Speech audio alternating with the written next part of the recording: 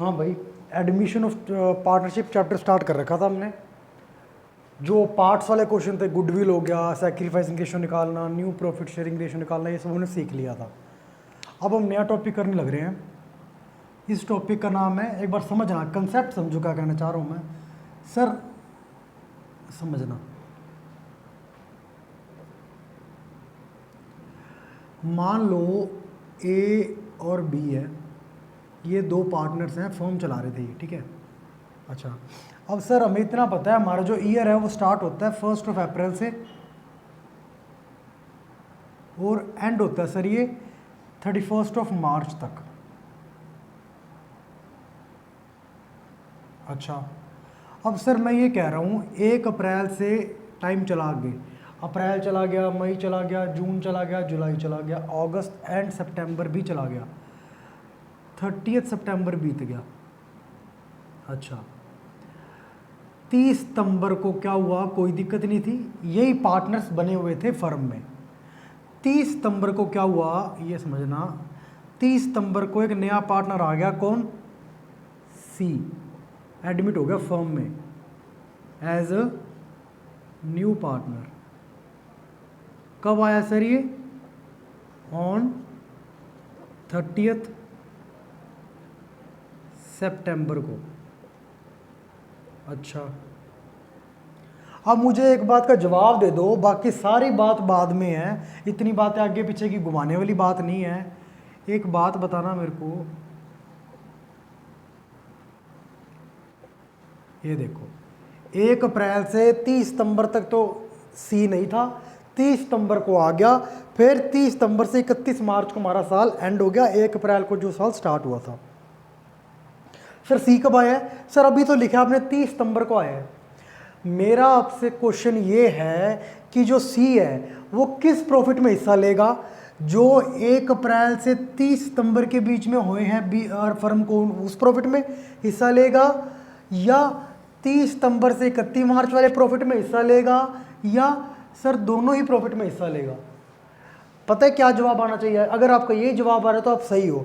Sir 30 सितंबर से लेके 31 मार्च तक वाले प्रॉफिट में हिस्सा लेगा। सर ये यहाँ पे क्यों नहीं लेगा 1 अप्रैल से 30 सितंबर वाले प्रॉफिट में हिस्सा, क्योंकि सर 1 अप्रैल से 30 सितंबर तक तो ये एज ए पार्टनर था ही नहीं फर्म में, 30 सितंबर को तो आया, तो 30 सितंबर से लेके 31 मार्च तक वाले प्रॉफिट में इसका हिस्सा बनेगा। ये बात आपको समझ में आ गई। अच्छा, बहुत बढ़िया है। मान लो कोई फर्म ने असेट खरीदी थी 1 अप्रैल को, 1 अप्रैल को लेट से फर्म ने खरीदी थी, मान लो प्लांट एंड मशीनरी खरीदी थी। क्या खरीदी थी, प्लांट एंड मशीनरी। सर इसकी ना, चलो एक काम करो आप, प्लांट एंड मशीनरी डेप्रिशिएट हो जाती है, आप कंफ्यूज हो जाओगे। लैंड एंड बिल्डिंग खरीदी, क्या खरीदी, लैंड एंड बिल्डिंग। अच्छा सर, लैंड एंड बिल्डिंग खरीदी फर्म ने, और सर इस लैंड एंड बिल्डिंग की जो कॉस्ट पड़ी थी फर्म को टोटल, वो पड़ी थी 10 लाख रुपीज़ की। कितने की, 10 लाख रुपीज़ की पड़ी।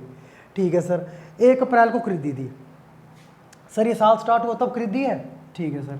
अब सर मैं कह रहा हूँ 31 मार्च को साल एंड हो गया।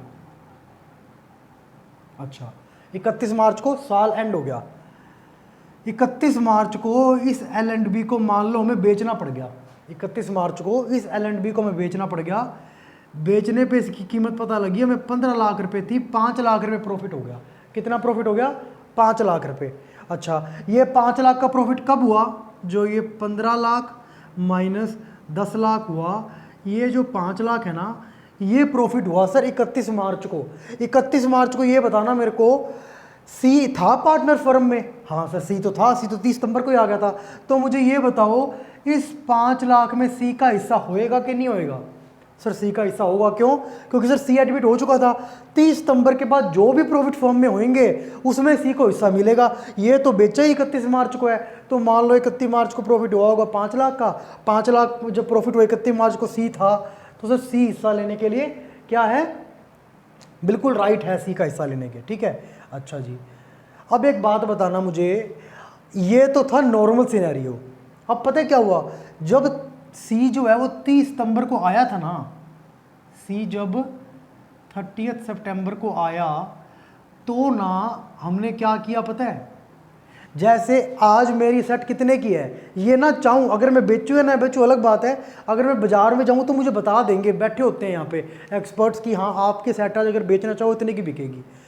30 सितंबर को ये आया सी, 30 सितंबर को ना इन्होंने एक बार ये L&B इनकी ना वैल्यू देखी बाजार में, पता करके आए, कौन, ओल्ड पार्टनर से जाके पता करके आए, ओल्ड पार्टनर जाके पता करके आए 30 सितंबर को जब सी आ रहा है कितने रुपए की पड़ रही है हमारी सेट, ये सेट पता कितने रुपए की थी तब सर? 30 सितंबर को ये L&B जो हमने 1 अप्रैल को 10 लाख की खरीदी थी ना, ये कह रहे थे बाजार में, कहते 13 लाख रुपए दे देंगे, ये L&B हमारे नाम कर दो। हमने करी नहीं, सिर्फ रेट पूछ के आ गए हम। अच्छा अब मुझे एक बात बताना, ये जो 15 लाख रुपए है ये टोटल कितने से कितने मंथ का है सर? 12 महीने का है, 1 अप्रैल से 30 सितंबर और 30 सितंबर से 31 मार्च, यानी कि 1 अप्रैल से 31 मार्च तक का है। अच्छा अब एक बात बताना मुझे, 30 सितंबर को जब सी एडमिट हुआ तो ये हमने जब एसेट की वैल्यू चेक करी तो 10 से 13 लाख रुपए हो गई थी, हमने बेची नहीं, वैसे पता कराया हमने। तो असेट की वैल्यू बढ़ी कि घटी सर? बढ़ गई। एक मुझे बात बताना, असेट की वैल्यू बढ़ती है तो हमें प्रॉफिट होता है कि लॉस होता है सर?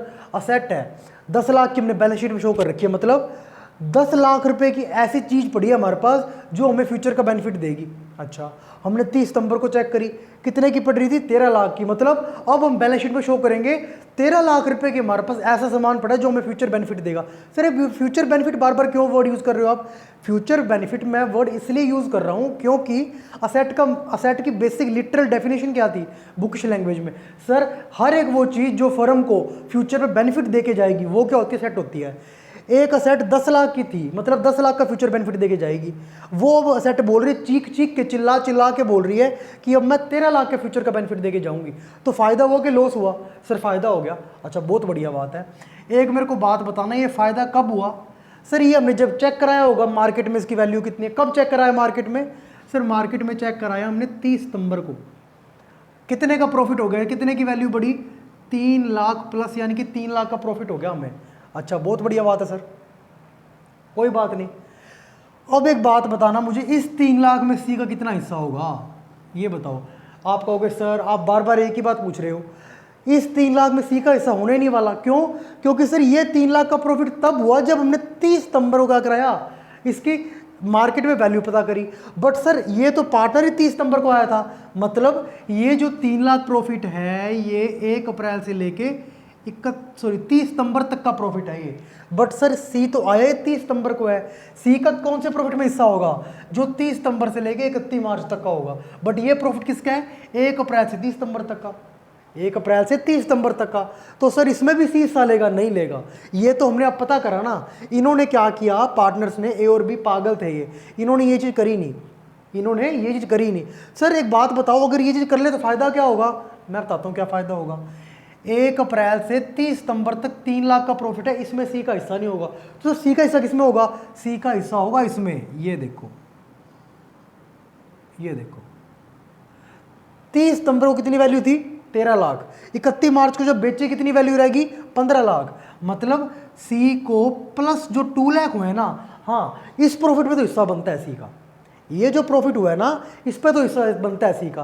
बट सर अगर हम ये ना करते तो सर इसको 2 लाख पे हिस्सा नहीं दे रहे थे हम स्टार्टिंग किए जब क्वेश्चन, कितने पे हिस्सा दे रहे थे? 5 लाख पे। इसलिए हम क्या करते हैं, एक कॉन्सेप्ट लेके आए। अब कॉन्सेप्ट का नाम लिख रहा हूं मैं, क्या है कॉन्सेप्ट का नाम सर? इसका नाम है रीवैल्यूएशन अकाउंट। मतलब सर जब भी नया पार्टनर एडमिट होता है या फिर कोई पार्टनर रिटायर होने लगता है फर्म से, मतलब जब किसी जो पार्टनरशिप फर्म में जितने पार्टनर्स हैं उनका क्या होता है, प्रॉफिट शेयरिंग रेशो चेंज होता है। जैसे मान लो पहले 2 पार्टनर थे, मान लो 1-1 में चल रहा था, अब नया आ गया पार्टनर तो 1:1:1, प्रॉफिट शेयरिंग रेशो 2 के 3 पार्टनर हो गए, चेंज हो गया ना। हाँ, रीवैल्यूएशन अकाउंट एक ऐसा अकाउंट है जो हम बनाते हैं जब भी किसी फर्म में पार्टनर्स के बीच का प्रॉफिट शेयरिंग रेशो चेंज होता है। क्यों बनाते हैं सर? ये तो पता लग गया कब बनाते हैं, व्हेन का आंसर कर दिया, वाई बनाते क्यों है सर? इसका बनाने का पर्पस सिर्फ एक है कि जो नया पार्टनर आ रहा है एडमिशन के टाइम पे, उसको जिस प्रॉफिट में इसका हिस्सा लेना बनता ही नहीं, कहीं ऐसा ना हो उस प्रॉफिट में हिस्सा दे दिया जाए। और ऐसे कोई मान लो 10 लाख के यहाँ पे 8 लाख हो गया होता तो 2 लाख का लॉस होता, तो सर इस 2 लाख में भी इसका हिस्सा नहीं बनता। कहीं ऐसा ना हो कहीं पे 2 लाख के लॉस में भी हिस्सा ले लें इससे, तो इसके साथ नाइंसाफी ना हो जाए। दोनों बातों के लिए ऐसा ना हो, क्या बनता है, रीवैल्यूएशन अकाउंट बनता है। क्या बनता है, रिवैल्यूएशन अकाउंट बनता है। सर कैसे पता लगा नाइंसाफी नहीं हो रही इसके साथ, देखो अगर हम ये ना करते तो सीधा क्या बन जाता, 10 लाख था, 15 लाख की बिकी, 5 लाख रुपए, 5 लाख का प्रॉफिट हो रहा है 31 मार्च को, 30 सितंबर के बाद वाली डेट है 31 मार्च, तो क्या होगा, सी का हिस्सा मिलेगा कितने पे, 5 लाख पे मिलेगा सी का हिस्सा, मिल गया सर 5 लाख पे सी का हिस्सा। बट अब क्या हुआ, हमने रिवैल्यूएशन करा दिया 30 सितंबर को, अब हमने कहा सी को आने पे भाई देख, आज तेरे आने पे हमने रिवैल्यूएशन करा दिया है, आज 13 लाख रुपए वैल्यू है, 3 लाख में हम तेरे को प्रॉफिट नहीं देंगे, क्यों, आज तू 30 सितंबर को आया है और ये हमने 1 अप्रैल को खरीदी थी, 1 अप्रैल से 30 सितंबर, मतलब 30 सितंबर से पहले पहले वाली डेट है, इसमें जो भी इस दौरान प्रॉफिट होने वाला है उसमें तेरा हिस्सा नहीं है। सी बोलेगा मेरा किसमें हिस्सा है, फिर कहता जो 30 सितंबर के बाद प्रॉफिट होगा, 30 सितंबर के बाद कितना प्रॉफिट हो रहा है, सर 30 सितंबर को इसकी वैल्यू बढ़ के 13 लाख की होगी थी और 31 मार्च को 15 लाख की बेच दी, यानी कि 2 लाख का प्रॉफिट हो रहा है। तो मतलब 30 सितंबर के बाद जो इवेंट हुआ उसमें प्लस 2 लाख हुआ, तेरा हिस्सा 5 लाख पे नहीं देंगे, तेरे को हिस्सा देंगे हम कितने पे, 2 लाख पे हिस्सा देंगे। समझ गए रिवैल्यूएशन कोड क्यों बनाते हैं। सर ये तो अपने एक असेट का नाम दे दिया, लायबिलिटी भी हो सकता है ऐसा, बिल्कुल हो सकता है। जैसे देखो असेट की बात समझ में आ गई तुम्हें, अब बात कर रहे हैं हम फॉर एन एग्जाम्पल, इसको ये नाम काट दो, इसको नाम दे दो लायबिलिटी का क्रेडिटर, क्या नाम दे दें, क्रेडिटर, और यहां भी नाम दे दो क्रेडिटर। अच्छा क्रेडिटर 13 लाख रुपए के थे, अच्छा यहां पे भी नाम दे दूं मैं अच्छे से क्रेडिटर का, ये देखना सर क्रेडिटर, क्या आगे, क्रेडिटर आगे। सर मान लो हमारी लायबिलिटी 1 अप्रैल को पड़ी थी 10 लाख रुपए की, 30 सितंबर को जब आया, क्रेडिटर हमारे 10 लाख के थे, 30 सितंबर को जब ये आया तब हमने ना एक बार रिवैल्यूएशन नहीं कराया, हमने रिवैल्यूएशन नहीं कराया, कोई दिक्कत नहीं सर, रिवैल्यूएशन नहीं कराया तो हमने ये क्रेडिटर मान लिए, छोड़ दो इसको, हमने बाद में चेक करा जब इसको पेमेंट करने की बारी है 31 मार्च को क्रेडिटर को, हमने कहा देखना कितने क्रेडिटर हैं, हमें ये पता लगा कि कुछ क्रेडिटर ऐसे थे जो वास्तव में क्रेडिटर थे, वो जिन जो हमसे पैसा मांग रहे हैं उन्होंने प्रूफ दे दिया कि हाँ मैंने तुम्हें उधार दिया था, बट हमने अपनी बैलेंस शीट में क्रेडिटर दिखाने से भूल गए हम, मतलब अनरिकॉर्डेड थे वो। अच्छा कितने के अनरिकॉर्डेड थे सर, सर अनरिकॉर्डेड थे वो टोटल 10 लाख के थे। ये थोड़ी सी फिगर चेंज करते हैं अपने, ये देखो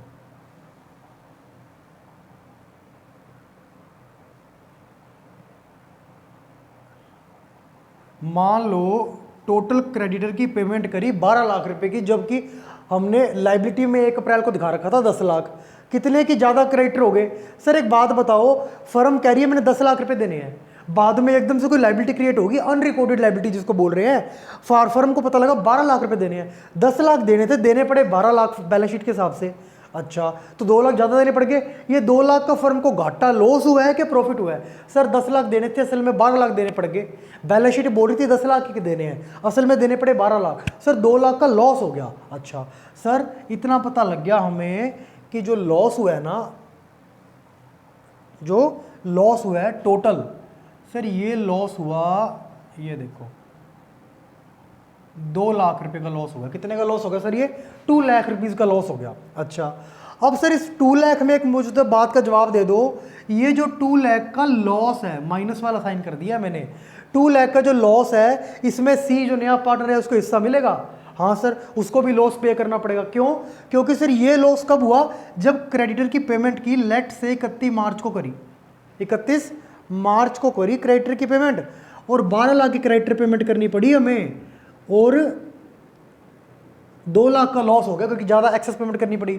2 और 31 मार्च 30 सितंबर के बाद वाली डेट है, सी का प्रॉफिट और लॉस में उन प्रॉफिट और लॉस में हिस्सा होगा जो 30 सितंबर से बाद हो रहे हैं।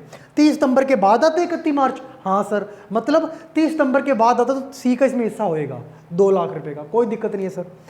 ये तब था जब हमने ये रीवैल्यूएशन अकाउंट नहीं बनाया, कोई बात नहीं सर।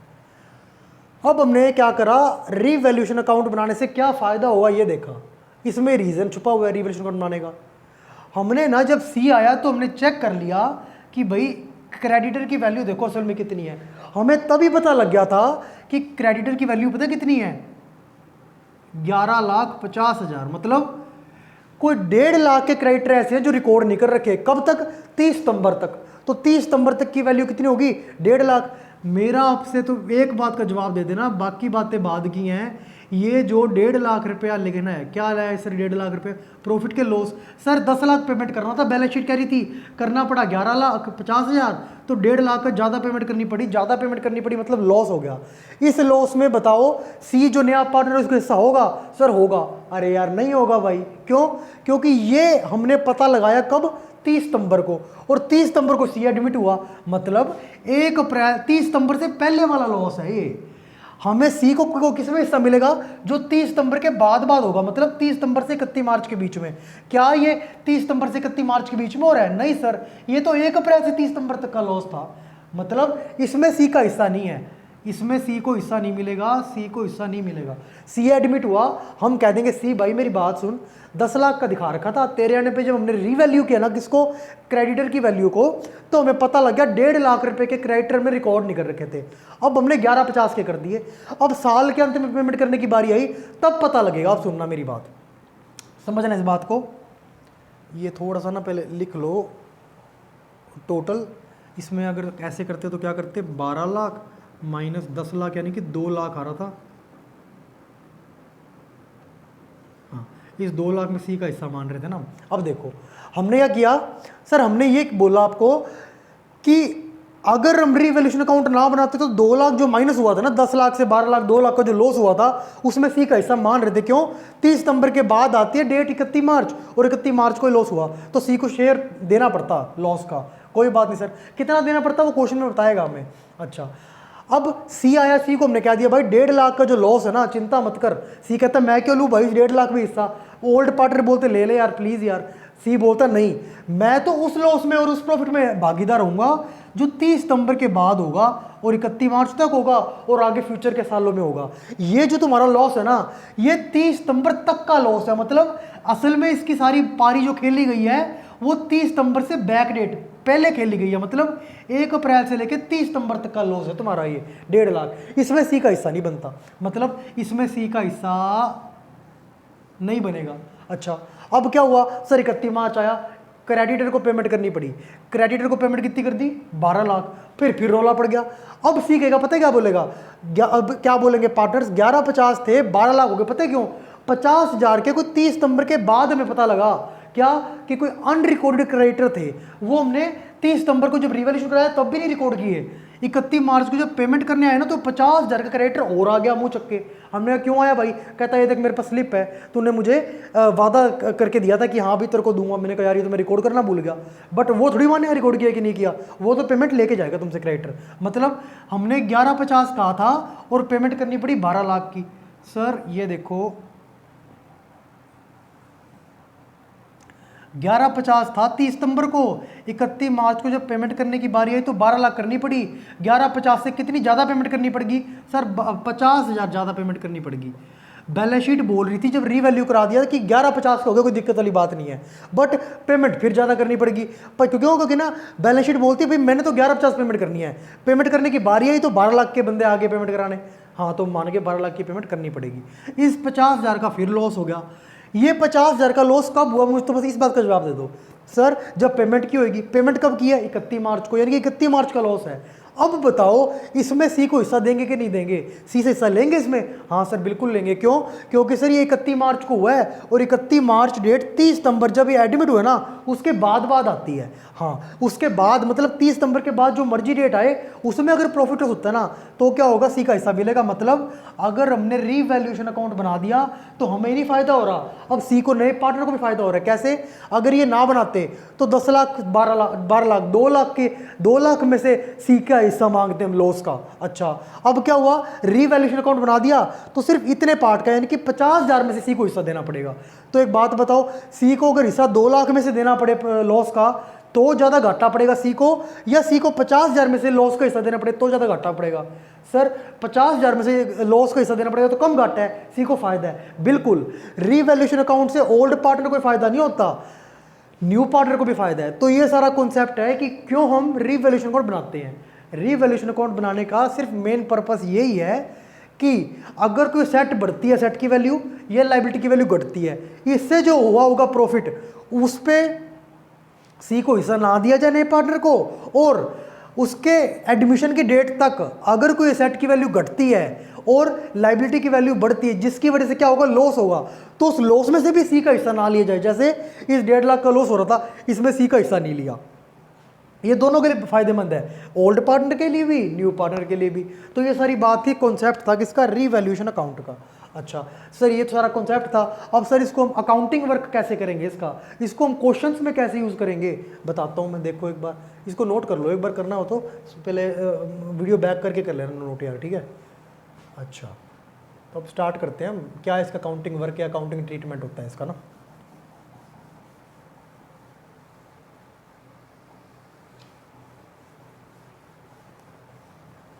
देखो सर मैं क्या बात कर रहा हूँ, क्या मैंने सिर्फ नाम रिवैल्यूएशन बोला है क्या? नहीं सर, मैंने नाम बोला रिवैल्यूएशन अकाउंट। अकाउंट मतलब सर ये अकाउंट है तो इसके मतलब कोई जर्नल भी बनती होगी इसकी, बिल्कुल सही है। जो अकाउंट होता है उसकी कोई ना कोई एंट्री पास होती है तभी वो अकाउंट में पोस्ट होती है। सर पहले तो उसकी एंट्रियाँ बनवाओ हमें, बिल्कुल बनवा देते हैं सर, समझो इस बात को। मान लो जब पार्टनर का एडमिशन हुआ उस डेट पे हमने जो रिवैल्यूएशन कराया ना, क्या हो गया, असेट इंक्रीज होगी, असेट की वैल्यू में इंक्रीज हो गया, मतलब इंक्रीज इन द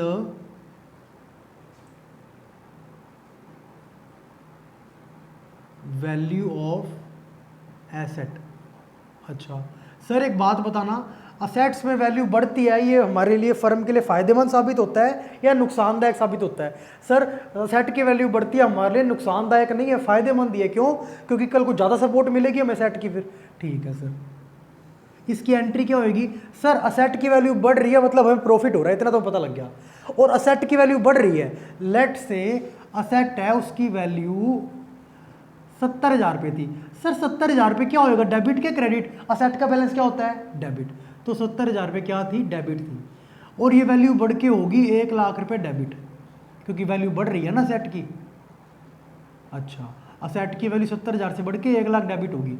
एक मुझे बात बताओ, 70,000 डेबिट में मैंने क्या चीज़ की होगी कि 1 लाख डेबिट हो गया? सर 30,000 रुपये हमने डेबिट किया होगा, डेबिट में और डेबिट डाला बढ़ाने के लिए, तो 1 लाख डेबिट बन गया। मतलब असेट बढ़ती है तो असेट को डेबिट करते हैं, ठीक है। यानी कि एंट्री बना देते हैं सर इसकी, असेट अकाउंट डेबिट। और असेट के बढ़ने से क्या हुआ, मैं प्रॉफिट के लॉस?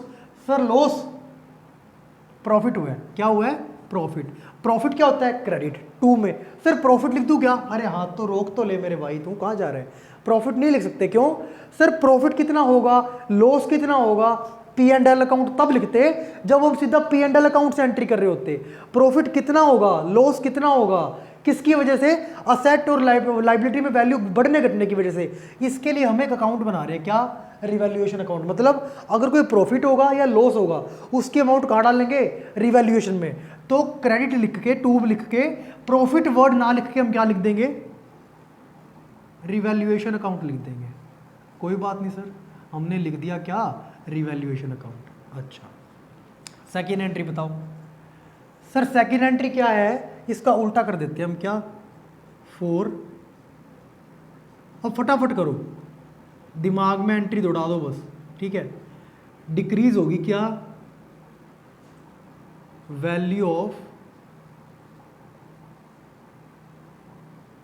एसेट। अच्छा सर असेट की वैल्यू घट रही है, मतलब पहले 1 लाख डेबिट थी और अब घट के रहेगी कितनी, 70,000 डेबिट। सर 1 लाख डेबिट में मैं क्या करूं कि 70,000 डेबिट हो जाए? पहली बात, 1 लाख और 70,000 क्या डिफरेंस आएगा, 30,000। बट सर मुझे 30,000 क्या करना पड़ेगा, 1,70,000 रुपये, ये क्या है, डेबिट। इसका उल्टा क्या होता है, क्रेडिट। अब देखो 1 लाख डेबिट में मैंने 30,000 क्रेडिट कर दिया ना, तो क्या बचेगा, 70,000। बड़े वाला साइन किसका है, डेबिट का, तो डेबिट साइन आ गया। अच्छा मतलब असेट की वैल्यू घटती है तो क्या करते हैं, क्रेडिट करते हैं, टू एसेट अकाउंट। क्या आएगा, टू असेट अकाउंट। और सर असेट घटने से प्रॉफिट होता है कि लॉस? सर अभी तो आपने बताया असेट बढ़ता है तो प्रॉफिट होता है, असेट घटेगा तो लॉस। प्रॉफिट को क्रेडिट करते हैं तो लॉस को डेबिट कर देंगे। Account debit. Sir loss word लिख दूं? नहीं सर, अगर मैंने लॉस वर्ड लिख दिया ना तो यहाँ प्रॉफिट वर्ड नहीं लिखा, इसके साथ नाइंसाफी हो जाएगी। यहाँ क्या लिखा प्रॉफिट की जगह? रिवैल्यूएशन। क्यों? क्योंकि प्रॉफिट और लॉस किसके थ्रू निकाल रहे हैं हम? रिवैल्यूएशन अकाउंट के थ्रू। तो प्रॉफिट भी रिवैल्यूएशन अकाउंट के थ्रू निकाल रहे हैं और लॉस भी। तो लॉस की जगह क्या लिख देंगे सर? हम लिख देंगे रिवैल्यूएशन अकाउंट डेबिट कर देंगे। ठीक है, ये 2 एंट्रियाँ होगी। थर्ड एंट्री करते हैं सर अब हम, समझना। अब बात आती है लाइबिलिटी की। किसकी? लाइबिलिटी की। फॉर, मान लो लाइबिलिटी की वैल्यू बढ़ गई, for increase in the value of liability. क्या एंट्री करूं सर? सर लाइबिलिटी का बैलेंस क्या होता है? क्रेडिट। अच्छा सर मान लो 70,000 रुपये क्रेडिट पड़े थे। किसके? लाइबिलिटी का नाम कोई भी मान लो, तुम्हारे को बेटर अंडरस्टैंडिंग के लिए नाम देते हैं क्रेडिटर। क्रेडिटर का बैलेंस 70,000 रुपये क्रेडिट था, ये बढ़कर 1 लाख रुपये क्रेडिट हो गया। सर मैंने क्या किया होगा 70,000 क्रेडिट को 1 लाख क्रेडिट बनाने के लिए? पहली बात डिफरेंस क्या है सर? 30,000 से कुछ ना कुछ ट्रांजैक्शन कराई होगी हमने। क्या ट्रांजैक्शन कराई होगी? क्रेडिट के डेबिट। सर क्रेडिट को बढ़ाना है, यानी कि और उसके मुंह में क्रेडिट वर्ड डाल दो। ये लो सर, 70,000 बार क्रेडिट हुआ था, 30,000 बार और क्रेडिट हो गया, टोटल कितना क्रेडिट हो गया? 1 लाख रुपए से। तो मतलब अगर लाइबिलिटी की वैल्यू बढ़ती है तो हम क्या करते हैं? क्रेडिट। अभी कर देते हैं सर। क्रेडिट एंट्री में होता है टू, जो भी लाइबिलिटी बढ़ी उसका नाम आ जाएगा। अच्छा अब सर एक बात बताओ, लाइबिलिटी बढ़ने से प्रॉफिट होगा कि लॉस? मुझे पहले 70,000 पे करने थे, अब मुझे बढ़कर पे करने हैं 1 लाख रुपए। क्या मेरा प्रॉफिट हुआ कि लॉस? सर 30,000 रुपये ज़्यादा पे करने पड़ गए। ज़्यादा पे करने पड़े मतलब लॉस हो गया सर। लॉस हो क्या करते हैं? Debit, account debit. Sir loss word लिख दूं? सर कैसे लिख सकता हूं मैं? लॉस और प्रॉफिट किसके थ्रू निकाल रहे हैं उसका नाम लिखो। क्या किसके थ्रू निकाला सर? रिवैल्यूएशन अकाउंट के थ्रू, यानी कि रिवैल्यूएशन अकाउंट डेबिट। ये एंट्री होगी थर्ड। अब फोर्थ एंट्री करने लग रहे हैं। फोर्थ एंट्री क्या होगी सर? इसकी ऑपोजिट। क्या? यहां लाइबिलिटी की वैल्यू बढ़ाई थी और यहां डिक्रीज कर देते हैं। क्या? In the value of liabilities. Sir liability की वैल्यू घट रही है, अब इसको उल्टा कर दो एग्जाम्पल। क्या चक्कर है? क्या हो गया सर? 1 लाख क्रेडिट थी स्टार्टिंग में, अब घट के रह गई 70,000 क्रेडिट। 1 लाख क्रेडिट में मैं क्या करूं कि घट के 70,000 क्रेडिट हो जाए? पहली बात वही डिफरेंस कितना है? 30,000। सर 30,000 क्रेडिट कर दूं? सर क्रेडिट में क्रेडिट कर दूं तो बैलेंस बढ़ जाएगा, हमें तो घटाना है। उल्टा साइन, क्रेडिट को उल्टा डेबिट। ये देखो 1 लाख क्रेडिट में से 30,000 डेबिट कर दिए, मतलब बचा हुआ 70। बड़ा साइन किसका? इन दोनों में से क्रेडिट का। जैसे हम करते थे पहले यार, 10th में भी करते आए हैं। प्लस 1 लाख है, माइनस 70,000 है, क्या करेंगे सर? ऑपोजिट साइन है तो माइनस होगा, प्लस माइनस माइनस, 30,000 आ गया। अच्छा साइन किसका आता था? बड़े वाले का। बड़े वाले का साइन क्या? डेबिट। वैसे किया है, ऑपोजिट साइन हुआ तो 1 लाख में से 30 70, साइन किसका आ गया? बड़े वाले का क्रेडिट। ऐसे समझ लिया करो, ठीक है। ये 10th तक का तरीका था अपना। ये 11th में बड़े हो गए ना तो प्लस माइनस को ऐसे ऐसे नाम दे दिए, क्रेडिट डेबिट वाले, ठीक है। अच्छा जी स्टार्ट करते हैं। डिक्रीज हुई वैल्यू ऑफ लाइबिलिटी, मतलब लाइबिलिटी की वैल्यू घटती है तो क्या करना पड़ता है? डेबिट। सर लाइबिलिटी का नाम क्या कर देंगे हम?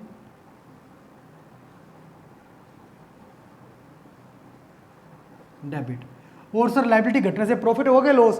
पहले 1 लाख पे करने थे पहले, अब 70,000 ही पे करने, मतलब 30,000 पे करने से बच के पैसा नहीं जाएगा, एक तरह से प्रॉफिट हो गया। प्रॉफिट को लिखते 2। सर प्रॉफिट वर्ड नाम लिख दूं? सर बार बार वही बात बता रहे हो, प्रॉफिट का नाम नहीं लिख सकते हम। क्यों? प्रॉफिट और लॉस निकलेगा, ये किसके थ्रू पता करने की कोशिश कर रहे हैं हम? रिवैल्यूएशन अकाउंट बना के पता करने की कोशिश कर रहे हैं। तो प्रॉफिट ना लिख के क्या लिखेंगे? रिवैल्यूएशन अकाउंट लिखेंगे। ये एंट्री होगी। एक 2 एंट्रीज और होती है, बस इसमें समझ लो। मान लो फॉर रिकॉर्डिंग ऑफ,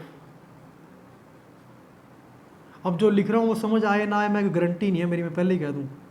हाँ क्यों? क्योंकि बताई नहीं ना ये बात, ठीक है। अनरिकॉर्डेड एसेट है। एसेट मतलब क्या है? मान लो ऐसे समझो, बैलेंस शीट में बीआर नहीं दिखा रखे थे, अब हमने जब रिवैल्यूएशन अकाउंट या रिवैल्यूएशन कराई ना सारी लायबिलिटीज की, तो पता लगा बीआर भी पड़े हैं हमारे पास। अच्छा बैलेंस शीट में शो हो रहे हैं? नहीं हो रहे। अच्छा मैं ये बोल सकता हूं, ये देखो ये सेट साइड है, ये मान लो डेटर पड़े हैं, ये स्टॉक पड़ा है, ये कैश पड़ा है। अच्छा बी आर तो नहीं है इसमें, नहीं सर बी आर नहीं है।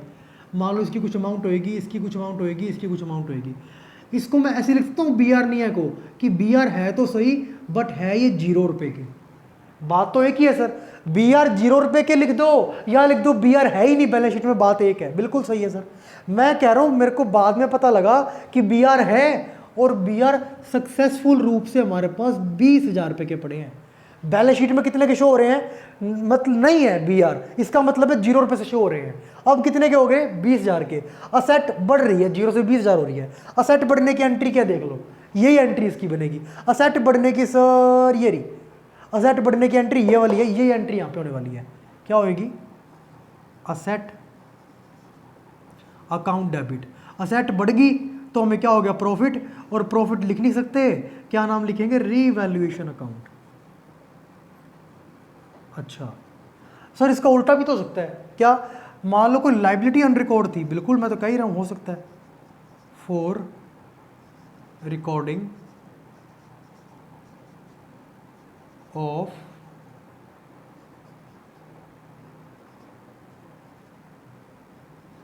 Unrecorded liability. जैसे सर कोई मान लो क्रेडिटर थे या बीपी है, मान लो बीपी नहीं है, बैलेंस शीट में बीपी नहीं है, क्या क्या पड़ा है सर, क्रेडिटर पड़े हैं और एक पड़ा है बैंक ओवरड्राफ्ट, इसको बोलते हैं ओवरड्राफ्ट, ओडी मान लेते हैं, ओडी कार नहीं भाई, बैंक ओडी, बैंक ओवरड्राफ्ट बोलते हैं इसको, ठीक है। अच्छा क्रेडिटर पड़े हैं, ओवरड्राफ्ट पड़ा है, बीपी नहीं पड़े, बीपी है ही नहीं, दिखाई नहीं रखे बैलेंस शीट में। क्या इसको मैं एक ऐसे ही इंटरप्रेट कर सकता हूँ कि बीपी दिखा तो रखे हैं बट 0 रुपये के दिखा रखे हैं, बात तो एक ही है सर। बीपी 0 रुपये के दिखाओ या कह दो बीपी नहीं दिखाए, बात एक ही है, ठीक है सर।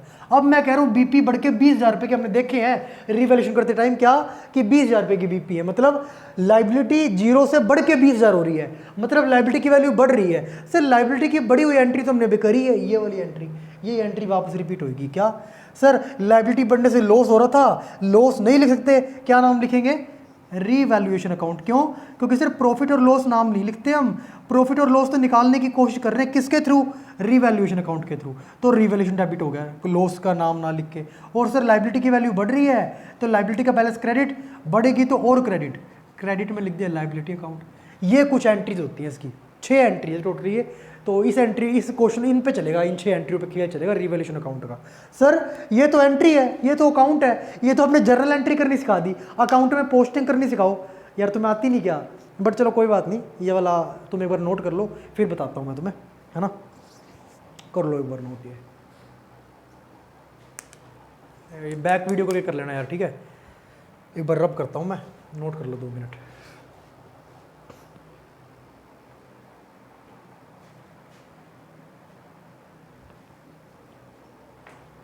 ठीक है जी, करते हैं स्टार्ट।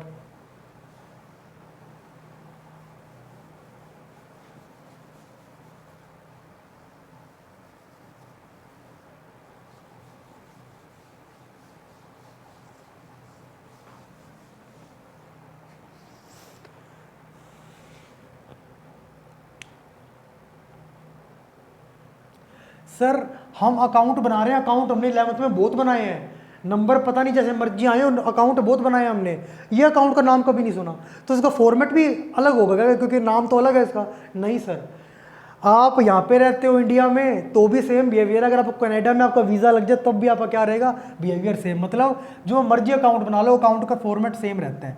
अच्छा जी, ये लो sir, particulars amount, particulars amount, date का कॉलम नहीं लिखा है, एलएफ का कॉलम नहीं लिखा है, कृपया करके इग्नोर किया जाए, ठीक है।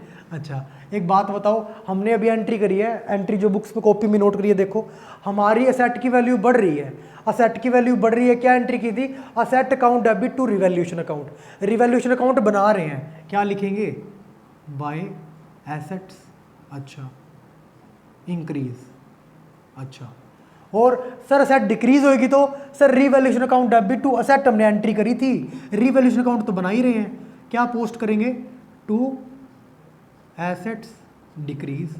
अच्छा सर लाइबिलिटी की वैल्यू बढ़ रही है, लाइबिलिटी की वैल्यू बढ़ रही है, क्या होता है एंट्री सर, पर लॉस हो रहा है हमें, revaluation account debit to liability, क्या करेंगे, टू लाइबिलिटी, सर वैल्यू बढ़ रही है लाइबिलिटी तो लॉस है, मतलब रिवैल्यूएशन अकाउंट में डेबिट साइड में आता है लॉसेस एंड एक्सपेंसेस और क्रेडिट साइड में आता है प्रॉफिट्स एंड इनकम्स। जिस हिसाब से हम एंट्री करते आ रहे हैं तो यही ट्रेंड है और यही सही है, ठीक है। अच्छा सर इधर लॉस एंड एक्सपेंस आता है, इधर प्रॉफिट एंड इनकम आती है, सर यही चीज़ तो P&L अकाउंट में होती थी। बस मैं तुम्हें लिंक कराने की कोशिश कर रहा हूँ, कन्फ्यूज मत होना। अच्छा क्योंकि ये लॉस एक्सपेंस और प्रॉफिट इनकम को रिकॉर्ड करता है, इसलिए इसको पता है क्या बोलते हैं, रिवैल्यूएशन अकाउंट। क्या है सर, रिवैल्यूएशन अकाउंट एक नॉमिनल अकाउंट है। क्यों? क्योंकि सर ये एक ऐसा अकाउंट है जो रिकॉर्ड करता है लॉस एक्सपेंस और प्रॉफिट इनकम को। जो भी अकाउंट इनकम और एक्सपेंसेस को रिकॉर्ड करता हो, इनकम को और एक्सपेंस को रिकॉर्ड करता हो ना, वो अकाउंट कहलाता है नॉमिनल अकाउंट। तो सीधा क्वेश्चन आ सकता है एमसीक्यू बेस भी कि रिवैल्यूएशन अकाउंट कौन से टाइप अकाउंट है, आंसर होगा नॉमिनल अकाउंट। अच्छा अब ये लाइबिलिटी बढ़ रही थी, लाइबिलिटी घट रही है तो क्या एंट्री करते sir, liability account debit to revaluation. Revaluation बना रहे हैं, क्या होगा, बाय लाइबिलिटी। अच्छा क्या हो रहा है सर, ये हो रहा है डिक्रीज। ये 4 एंट्रियों की पोस्टिंग कर दी सर। 2 एंट्री और बताई थी आपने, क्या, मान लो अनरिकॉर्डेड असेट थी, अब हमने रिकॉर्ड कर दी। अच्छा अनरिकॉर्डेड असेट थी, रिकॉर्ड कर दी, मतलब असेट वो बैलेंस शीट में दिखाई नहीं रखी थी, या फिर हमारी सरल भाषा में कहें तो हम वो दिखा तो रखी थी बट 0 रुपीज़ में दिखा रखी थी। अभी जो रिकॉर्ड करना है ज़्यादा रुपये से करना है, जीरो से ज़्यादा असेट बढ़ रही है। असेट बढ़ने से क्या होगा, एंट्री करेंगे सर हम, असेट बढ़ने से प्रॉफिट होता है। Asset account debit to revaluation, revaluation account बना रहे हैं, क्या लिखेंगे, बाय असेट। बस एक छोटा सा नाम चेंज कर देना, यहाँ पे इंक्रीज ना लिख के क्या लिख देना, अनरिकॉर्डेड थी ये, अब रिकॉर्ड करिए पोस्ट करके, ठीक है। अच्छा वैसे ही लाइबिलिटी, सर लाइबिलिटी रिकॉर्ड नहीं थी, अब रिकॉर्ड कर दी, मतलब लाइबिलिटी पहले 0 की दिखा रखी थी बैलेंस शीट में, अब कुछ 0 से ज़्यादा अमाउंट की दिखाने की कोशिश कर रहे हैं हम। अच्छा लाइबिलिटी बढ़ रही है, लाइबिलिटी बढ़ने का मतलब लॉस। लॉस क्या होता है, डेबिट, यानी कि revaluation account debit to liability होती थी एंट्री। अच्छा तो क्या कर देंगे, टू लाइबिलिटी। सर ये एंट्री हमने यहाँ पे करी तो है, बिल्कुल सही है, वही करा रहा हूँ मैं अभी, बस यहाँ इंक्रीज ना करके क्या लिख देंगे, ये लाइबिलिटी अनरिकॉर्डेड है, बस ये होगी 6 एंट्रीज और 6 की 6 एंट्री की पोस्टिंग होगी। अब सर क्या करेंगे, मान लो यहाँ का बैलेंस कुछ आ रहा है 70,000 बैलेंस आ रहा है टोटल इनका, और इसका टोटल आ रहा है, मान लो इसका मिला के टोटल आया 50,000 रुपये। मेरे को कोई बता पाएगा बैलेंस कितना है, सर सिंपल सी बात है, ना ही पूछा करो हमसे, बैलेंस है 20,000 रुपये। ये 20,000 क्या है बताओगे, प्रॉफिट है कि लॉस है, सर 70,000 रुपये प्रॉफिट हुआ, 50,000 लॉस एक्सपेंस हुए, मतलब 20,000 रुपये प्रॉफिट के यहाँ पड़े थे, बैलेंस करने के लिए 2 में लिखा है, मतलब ये 20,000 रुपये प्रॉफिट है। ये प्रॉफिट किसको मिलना चाहिए, ओल्ड पार्टनर को या नए पार्टनर को, सर ये हम रिवैल्यूएशन अकाउंट तब तक की डेट का बनाते हैं जब तक वो जिस डेट को एडमिट हुआ होता है, मतलब इसमें जो प्रॉफिट और लॉस हुए हैं ना, ये असल में जब वो एडमिट हुआ ना नया वाला पार्टनर, उससे पहले की डेट के हैं, मतलब नए पार्टनर के हिस्से का तो मतलब ही नहीं बनता। तो क्या लिखेंगे, ये प्रॉफिट्स तो हैं, हम मान रहे हैं, कोई दिक्कत वाली बात नहीं है, बट ये ट्रांसफ़र किए जाएंगे किसको, ओल्ड पार्टनर को, नए पार्टनर को नहीं, ओल्ड पार्टनर को। ओल्ड कौन है, लेट से ए और बी, सी नया पार्टनर था, सी को नहीं मिलेंगे क्योंकि सी से तो पहले वाली डेट की हैं सारी प्रॉफिट्स और लॉसेस। अच्छा सर मेरा जवाब देना आप तुम मेरे सवालों का कि ए और बी है, इनको किस रेशो में बांटेंगे, नए रेशो में बांटेंगे, सैक्रिफाइसिंग रेशो में बांटेंगे, या ओल्ड रेशो में बांटेंगे, 3 ही तो रेशो होते हैं यार। अच्छा सर नया पीएसआर तो मतलब ही नहीं, क्यों, नया पीएसआर जैसे ही आया ना, आपने यूज़ कर दिया वर्ड, मतलब यहाँ पे सी को भी फिर हमने शेयर देना पड़ेगा, नया पीएसआर तभी काम करेगा।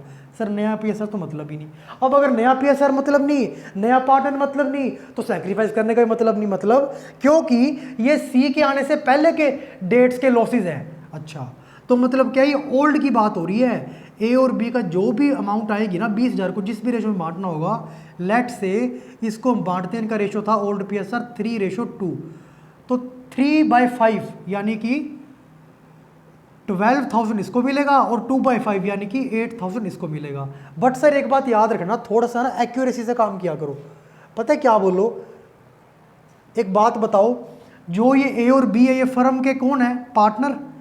सर 11th तक पता है इन पार्टनर को क्या बोलते थे हम, जो एक होता था सोल प्रोप्राइटर, इसको मालिक बोलते हैं। सर 12th में भी कोई भाषा ही बदली है, मतलब नहीं बदला, ए और बी हो गए, मतलब मालिक एक से ज़्यादा है। 11th तक मालिक एक ही होता था, मालिक 2 हैं बट है मालिक ही है, समझना। एक बात याद रखना, पूरी फर्म की बुक्स में फर्म अपने मालिक का नाम कभी नहीं लिखेगी, मतलब ऐसे एंट्री कभी नहीं होती revaluation account debit to A to B, नहीं, मालिक के नाम के आगे एक वर्ड लगता है, क्या नाम लगता है सर? कैपिटल। क्या नाम लगता है? कैपिटल। तो प्रॉफिट ट्रांसफर होगा कहाँ पे? ए कैपिटल अकाउंट में और बी कैपिटल अकाउंट में। तो जब कैपिटल अकाउंट बनाएंगे ना, तब इसकी एंट्री क्या होगी? Revaluation account debit to A's capital account to B's capital account. इनका कैपिटल बनाएंगे तो क्या लिख देंगे? बाय साइड में, बाय रीवैल्यूएशन अकाउंट डाल के इन दोनों के कॉलम में 12 और 8 जो इनका बैलेंस पड़ा होगा पहले उसमें ऐड कर देंगे। क्यों सर? क्रेडिट करेंगे ना वहाँ पे, और कैपिटल का बैलेंस क्रेडिट होता है इसलिए ऐड हो जाएगा ये। तो ये सारा कॉन्सेप्ट था किसका? रीवैल्यूएशन अकाउंट का।